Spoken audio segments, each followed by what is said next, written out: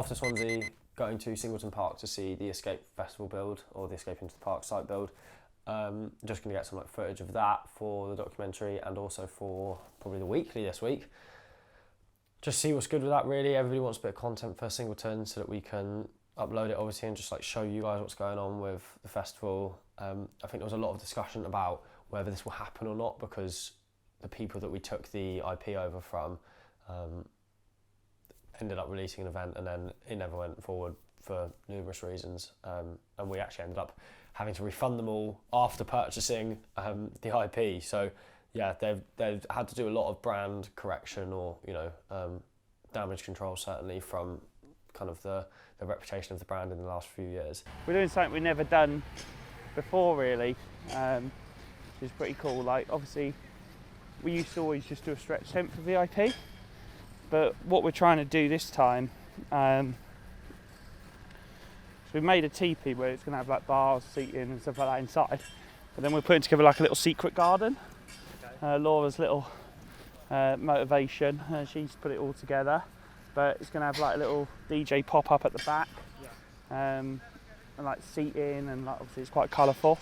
One thing we didn't want to do is just take the Escape name and just do our own thing totally.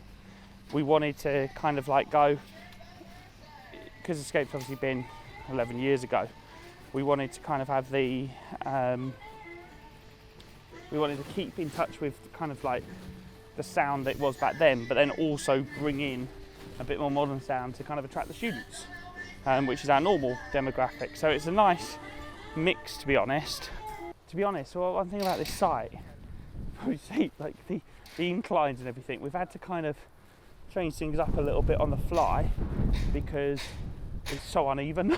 Like they said earlier, they were like, Marky can't go here because it'll be like that. Don't want a site too big, because what you want is you need the atmosphere, and all of our shows we always work to that. Even when they are square meterage, they're big, we try and design them so it's not, you don't have to move far before there's another atmosphere somewhere else, which has been the biggest bar we've ever done, actually. A show that's massive. We've got a vodka speed bar. This does all gin and prosecco and a bit more premium. The extra details will make that person buy a ticket earlier next year than they would do now.